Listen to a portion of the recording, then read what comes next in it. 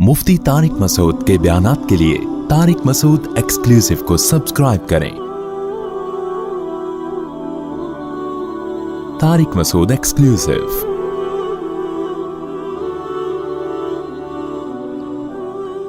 ये जो सूरह मारिज में अल्लाह ने क़यामत की होलनाकियाँ बयान की हैं, तो मैं कह रहा था कि साइंसदानों को बाज़ दफ़ा किसी चीज़ की वजह समझ में नहीं आती तो वो फिर एक राय कायम करते हैं।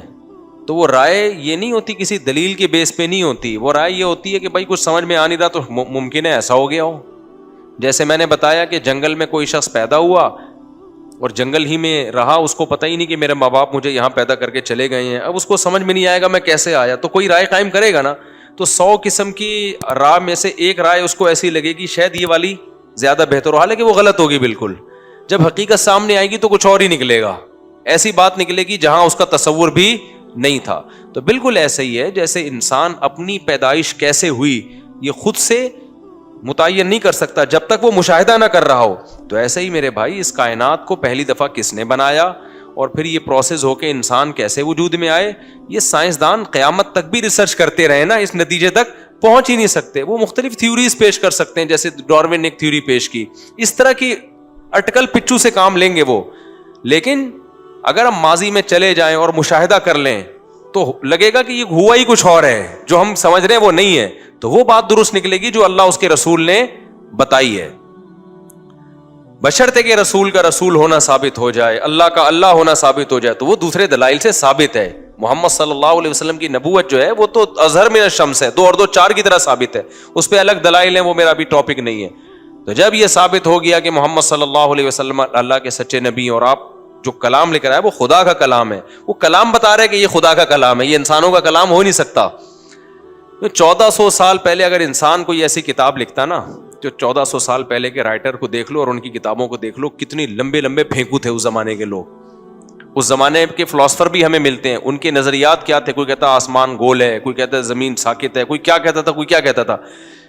तो अगर नबी सल्लल्लाहु अलैहि वसल्लम माअज़ल्लाह एक फिलोसफर होते और अपने हाथ से किताब लिख के चले गए होते, तो कुरान कहता है लवजदू फीही इख्तिलाफन कसीरा, इसमें बहुत इख्तिलाफ पाते, इसकी आयतें मैच ही नहीं कर रही होती आपस में, क्योंकि बगैर तहकीक के बातें होती ना। तहकीक के तो ज़राइर थे नहीं उस जमाने में, तो बगैर तहकीक के बातें होती। तो उस जमाने के साइंसदानों की और आज के साइंसदानों के नजरियात देख लो, आपको उस जमाने के साइंसदानों के नजरियात लतीफे लगेंगे। ऐसी लंबी लंबी फेंकी हैं क्योंकि कुछ पता ही तो था ही नहीं, तो ऐसी एक बात कर दी, तो बाद में वो सब चीजें गलत साबित हुई हैं। लेकिन कुरान में एक थ्योरी ऐसी नहीं है जो गलत साबित हो गई हो, जिसको साइंस ने 2 और 2 4 की तरह गलत साबित कर दिया हो। ऐसी तो बातें हैं जो साइंसदान कह सकते हैं हमें इल्म नहीं है इसका। मिसाल के तौर पर कुरान बार बार कहता है 7 मजबूत आसमान बनाए हमने।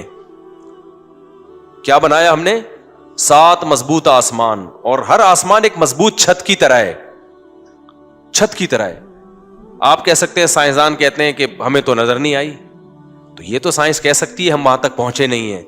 इनकार करना जब मुमकिन होगा जब पूरी कायनात का खलाई सैयारे चक्कर लगा के आ जाएं, ठीक है ना, और क्या ये इतनी बड़ी टोटल कायनात है, इसके बाद कुछ भी नहीं है, तो इसमें तो हमें 7 आसमान और छत नजर नहीं आई है। तो ये तो यहाँ साइंस खामोश है, बोले कि हमें नजर नहीं आया। तुम क्या, हमने कुरान ने कब कहा कि मैंने 7 मजबूत आसमान बनाए और वो तमाम इंसान उसको देख लिए, या क़यामत से पहले पहले साइंसदान पहुंच जाएंगे? ये तो अल्लाह ने कब कहा वहां पे?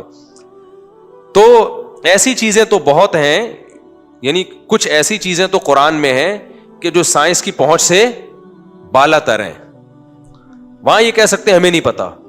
मिसाल के तौर पर बाज लोग ये एतराज करते हैं, यार इतनी कहकशाएं, अरबों खरबों, इतनी बड़ी बड़ी, इतनी दूर दूर तक के बास सितारों की रोशनी हम तक पहुंच रही है। वो 300 साल पहले सितारे यहां से जा चुके हैं, वो 300 करोड़ों साल में उनकी रोशनी यहां तक पहुंची है, तो वहां भी आसमान नहीं है, तो फिर कहां है? तो हम उनसे कहेंगे कि अगर 200 साल पहले कोई साइंसदान ये दावा करता कि इतनी दूर दूर सितारे भी हैं, कि जो सितारों की रोशनी हमें नजर आ रही है ना, ये यहां से सदियों पहले मूव कर चुके हैं, तो कोई मान लेता ये बात? 300 साल पहले के साइंसदान कहते भाई लंबी फेंकी है इसने।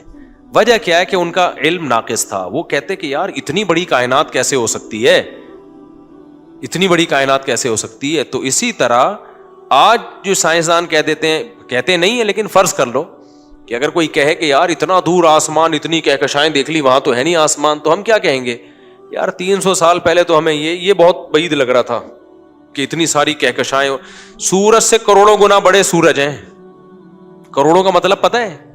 میں جب کوئی ایسی سائنسی رپورٹ پڑھتا ہوں نا تو یوں نہیں کہتا سورج سے 1 کروڑ, میں کہتا ہوں 1 سورج, پھر ایک اور سورج, پھر ایک اور, ایسے گننا شروع کرو. آپ کہو گے بھائی اتنا بڑا کوئی ستارہ نہیں ہو سکتا. سورج کے بارے میں کہتے ہیں نا 9 لاکھ گنا زمین سے بڑا ہے. آپ کو تو اتنی سی ٹکیا نظر آ رہی ہے, لیکن کیا کہتے ہیں لاکھوں گنا بڑا. کیا مطلب؟ کتنی بڑی زمین ہے. ایک زمین, پھر دوسری زمین, پھر تیسری زمین, پھر چوتھی زمین, پھر 5ویں زمین, پھر 6.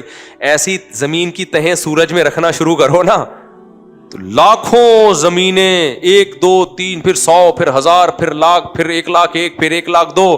او بھائی گننے میں ٹھیک ٹھاک ٹائم لگے گا. اس کے بعد جا کے سورج کا جو حجم ہے کمپلیٹ ہوگا. اور ایسے کروڑوں سورج, ایسے ستارے اس کائنات میں موجود ہیں. کروڑوں سورج کو آپ پیک کر کے اس ستارے کے برابر بن جائیں گے. وہ یہ کوئی سوچ سکتا تھا 300 سال پہلے؟ تو اسی طرح آج یہ سوچنا مشکل ہے بھائی وہ آسمان کہاں ہے جو اللہ نے چھت کی شکل میں بنایا. او بھائی تم تو پدی کیا پدی کا شوربا, ٹھیک ہے نا, بہت بڑی کائنات ہے. تو جب اللہ نے کہہ دیا کہ میں نے 7 مضبوط خول بنا کے, پھر ایک آسمان ہے, پھر اس کے اوپر دوسرا, پتہ نہیں اس کا دونوں کا فاصلہ کتنا زیادہ ہے, ہمیں یہ بھی معلوم نہیں ہے. تو اتنی بڑی کائنات اللہ نے بنا دی. تو اگر اللہ کہہ رہا ہے بنا دی اور آپ کہہ رہے ہو میری کھوپڑی میں نہیں آ رہی, تو بھائی آپ کی کھوپڑی میں آ نہیں سکتی نا, کیونکہ اس کا آپ مشاہدہ, آپ تو ان خوردبینوں سے مشاہدہ کرو گے نا. تو یہ خوردبینیں تو ایک محدود حد تک جائیں گی, اس سے آگے یہ جا نہیں سکتی ہیں. تو جو ان محدود طاقتوں نے دیکھ لیا وہی اتنا زیادہ ہے. تو مان لو کہ جو اللہ نے بنایا ہے اوریجنل, جو سچی مچی میں, وہ کتنا بڑا ہوگا, وہ کتنا بڑا ہوگا. تبھی تو اللہ جب جنت کے نقشے کھینچتے ہیں نا تو لوگ مذاق اڑاتے ہیں نا, یار ایسی جنت اللہ نے کیسے بنا دی, وہ اتنے سال کی مسافت پہ ختم ہی نہیں ہو رہی اور ایسے ہو رہا. تو بھائی جب اللہ نے اس دنیا 2 ٹکے کی دنیا اور اس کائنات جو مادی ہے اس میں اتنا کچھ رکھا ہے, تو جنت تو جزاء بما کانوا یعملون, اعمال کا بدلہ ہے. وہ تو ہماری سوچ جہاں ختم ہوتی ہے نا اس سے اوپر جنت شروع ہوتی ہے. اس لیے میرے بھائی عقل مند وہی ہے جو اللہ کی باتوں پہ ایمان لا کے نا اللہ کو خوش کرنے میں لگ جائے, اور جو انہی چکروں میں لگا رہے گا نا. کل مجھے کسی نے بتایا ایک آدمی تھا مرتد ہو گیا, اس نے کہا کوئی خدا ودا نہیں ہے, اللہ ہی نہیں ہے, اس کو کیسے سمجھائے. میں نے کہا پاگل ہو گیا, اس کا دماغ کیا ہو گیا ہے.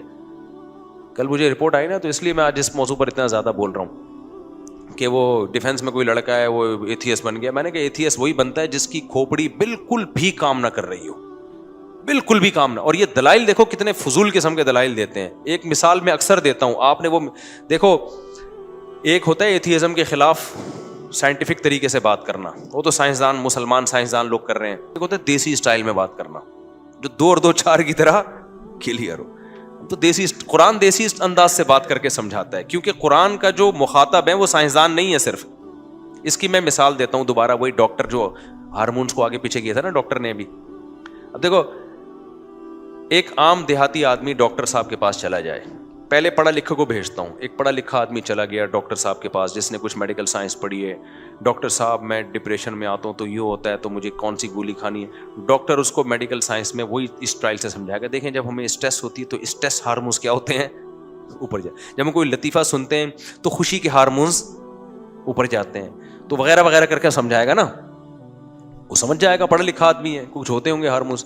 لیکن بالکل ہی کو پینڈو دیہاتی چلا جائے, جیسے کہ یوٹیوب پہ لوگوں نے ڈاکٹروں کو بڑی گالیاں دی ہوئی ہوتی ہیں اکثر کہ ڈاکٹر صاحب کوئی آسان زبان میں سمجھاؤ کیا کرنا ہے. ڈاکٹر اکثر میڈیکل ٹرمز استعمال کر رہے ہوتے ہیں نا, تو وہ اب وہ ڈاکٹر کہہ رہا ہے جی اسٹریس ہارمونز آپ کے جب یوں ہوتا ہے تو اوپر جاتے ہیں, پھر یہ والے ہارمونز. وہ کیا ہے ہارمونز کیا بلا ہے ڈاکٹر صاحب, میری جب اسٹریس بڑھتی ہے تو کون صاحب اوپر جاتے ہیں. وہ سمجھ رہے ہو کہ ہارمونز ان کے کوئی کزن ہوں گے کہ جب اسٹریس ان کی بڑھتی ہے تو ہارمون اوپر والی منزل میں چلے جاتے ہیں. ہارمون صاحب کوئی انگریزوں کا نام بھی ہارمونز ہو سکتا ہے نا, اور ہو سکتا ہے کہ جب ڈاکٹر صاحب کو ٹینشن نہیں ہوتی تو ان کے کزن ہارمون ہوں گے, وہ فوراً کہاں جاتے ہیں, وہ تو یہی سمجھے گا نا. اس لیے کامیاب ڈاکٹر وہ ہے, اچھا ڈاکٹر وہ ہے جو لوگوں کے مینٹل لیول پہ آ کے بات کرے, وہ کامیاب ہے. یہ کمال نہیں ہے کہ آپ میڈیکل ٹرمز میں لوگوں کو سمجھا رہے ہو, اس سے آپ کی اسٹڈی اور ایجوکیشن کا بھرم تو لوگوں پہ بیٹھ جائے گا, لیکن آپ کی تحقیق سے فائدہ مخصوص لوگ اٹھائیں گے, عام لوگ بولو نہیں اٹھائیں گے. تو ہمارے کچھ لوگ ایتھیزم کے خلاف کام کر رہے ہیں چونکہ ان کا مخاطب ہی پڑھا لکھا طبقہ ہے. تو پڑھے لکھے طبقے میں وہ انہی کی سائنسدانوں کی کتابیں پڑھ کے انہی کی ٹرمز استعمال کر کے ان کو سمجھا رہے ہیں. ادھر یو ایس اے میں ایک مفتی عثمان صاحب ہوتے ہیں, مفتی یاسر صاحب, وہ بڑا اچھا کام کر رہی تھی, وہ کافی ان کے پاس بھی ماشاءاللہ مضبوط نالج ہے. لیکن ایک انداز ہے قرآن مجید کا, کیونکہ قرآن کا مخاطب صرف سائنسدان نہیں ہے, سائنسدان تو دنیا میں بہت تھوڑے ہیں نا. قرآن کا مخاطب ہر شخص ہے, عرب کے بدو بھی ہیں اس میں, بالکل جو لکھنا پڑھنا الف اور با کا فرق نہیں جانتے تھے, ABCD نہیں جانتے تھے وہ. تو قرآن کا مخاطب ہر طبقہ ہے, اس میں سائنسدان بھی آ رہے ہیں اور اس میں ان پڑھ لوگ بھی آ رہے ہیں. تو قرآن جو ایتھیزم کے خلاف بات کرتا ہے وہ 2 اور 2 4 کی طرح ایسی آسان مثالیں دیتا ہے کہ اس کے لیے آپ کو ڈارون کی تھیوری بہت اچھے طریقے سے پڑھے ہوئے ہونے کی ضرورت نہیں ہے. وہ ہر ایک اس کا مخاطب ہے. وہ مثال دیتا ہے افلا ينظرون الى الابل كيف خلقت. اب بھائی یہ اونٹ کیسے بن گیا, صحیح ہے نا. اب ڈارون سے آپ جا کے پوچھو گے نا ڈارون کیا ہے ایکچولی, لیکن جب آپ کی جو نیچر کی آواز ہوگی بولو گے بھائی یہ ریگستان کے لیے اتنا خوبصورت جانور, فطرت کو اتنی سمجھ تھی یار. بندر اور یہ جو مختلف جرثومے ہیں ترقی کرتے کرتے ریت میں اس کے پاؤں نہیں دھستے, ایسا فلیٹ بنا دیا اس کو. تو اسی کے فلیٹ فٹ کیوں ہیں, جو فلیٹ فٹ والا آرمی میں بھرتی نہیں ہو سکتا لیکن ریت میں بھی نہیں چل, ریت میں فلیٹ فٹ والا ہی چلے گا, ٹھیک ہے نا. اونٹ کے اللہ نے کیا بنا دیے, تلوے بالکل پلین کر دیے, اور اس کی گردن اتنی لمبی, کانٹے کھا سکتا ہے وہ, ہر جانور کانٹے نہیں کھا سکتا. پانی اسٹور کر لیتا ہے کیونکہ ریگستان میں پانی نہیں ہے. پھر پانی کی خوشبو بہت دور سے سونگھ لیتا ہے کیونکہ ریگستان میں پانی کم اور دور دور, تو چشمے وشمے تو ہے نہیں ریگستان میں, تو پانی کو سونگھنے کی صلاحیت رکھ دی جو کسی جانور میں نہیں ہے. پھر خوراک ریگستان میں بہت کم ہوتی ہے, تو اللہ نے کہا کوئی مسئلہ نہیں ہے, تیری خوراک کے میں نے ذخیرے بنا دیے, چند دن کھائے گا, کئی ہفتوں بھوکا رہے گا. وہ ایک ایک چیز اس کی ایسے مینٹین کی ہے کہ باقاعدہ ڈینٹنگ پینٹنگ کا, جیسے بڑی کمپنی آپ سے پوچھ رہی ہو بھائی آپ کو جو گاڑی چاہیے سرد علاقوں کے لیے چاہیے یا گرم علاقوں کے لیے. آپ نے کہا بھائی میری گاڑی جو ہے نا کراچی جو جیکب آباد کی گرمی میں چلانی, تو پھر کمپنی اس حساب سے ٹائر بنائے گی, انجن کو اسی حساب سے رکھے گی کہ گرم نہ ہو جلدی, ہر چیز اسی حساب سے بنائے گی نا. اب میں نے ایک فریج لے لیا, وہ پتا چلا وہ یورپ اور ٹھنڈے علاقوں کا فریج ہے, وہ یہاں چل ہی نہیں سکتا. تو ہوتا ہے نا ایسے, بھائی وہاں کی مشینری یہاں نہیں چلتی, یہاں کی وہاں نہیں چلتی. جو بھی مشینیں لوگ سائنسدان بناتے ہیں یا کوئی بھی, وہ وہاں کے علاقے کے لحاظ سے خود بخود تھوڑی ہوتی ہیں چیزیں. اللہ نے اونٹ کو جو بنایا ہے بالکل ریگستان کے حساب سے, ایک ایک چیز اس کی آنکھوں کو ایسے بنایا کہ اس میں ریت پھنستی نہیں ہے. ریت کے طوفانوں کا اونٹ پہ اثر نہیں ہوتا, کیونکہ اللہ نے ریگستانوں میں بھی انسانوں کو بسانا تھا, سفر کرنا تھا, دنیا آباد کرنی تھی. تو یار یہ کیا بات ہے یار, ہر جگہ کے لحاظ سے جانور پیدا ہو رہے ہیں. تو اللہ میاں نے بہت لمبی چوڑی تقریریں نہیں کی ہیں ڈارون کو سمجھانے اور ان جیسے لوگوں کو. اللہ میاں نے کہا افلا دیکھتے نہیں کیسے بن گیا بھائی, ٹھیک ہے نا. ام خلقوا من غیر شیء ام هم الخالقون, خود سے بنے ہو یا تم نے خود اپنے آپ کو بنایا ہے. ظاہر ہے نہ خود سے بنے ہیں نہ ہم نے اپنے آپ کو بنایا, تو خود سے تو بن نہیں سکتے. 2 اور 2 4 کی طرح بات ہے, تو کوئی اور ذات ہے جس نے ہمیں بنایا ہے. تو یہ انداز ہے آسان. پھر قرآن کہتا ہے انظروا الی ثمرہ, انار کے پکنے کے عمل کو دیکھو کیسے پکتا ہے, مٹی پانی گارے کے ملاپ سے کیسے خوبصورت دانے وجود میں آ جاتے ہیں. یہ سافٹ ویئر اس میں خود بخود انسٹال ہو گئے. فالق الحب والنوا, دانے اور گھٹلی کو پھاڑ کے تناور درخت بناتا ہے, پھر وہ درخت بڑا ہوتا ہے, دوبارہ اس میں وہی گھٹلیاں پیدا ہو جاتی ہیں. یہ جو سائیکل ہے, یہ چکر, یہ کیسے سافٹ ویئر گھٹلی میں چلے گا یار. آٹومیٹیکلی چکر خود بخود ہوتا تو ایک جگہ آ کے تباہ ہو جاتا, رک کے ختم ہو جاتا. نہیں آ رہی بات میرا خیال ہے سمجھ میں. خود بخود جو چیزیں ہوتی ہیں ایک پروسیس سے جا کے ختم ہو جاتی ہیں نا, یہ ختم تھوڑی ہو رہا ہے, تو پورا سائیکل چل رہا ہے, ایک پورا سسٹم بنایا ہے.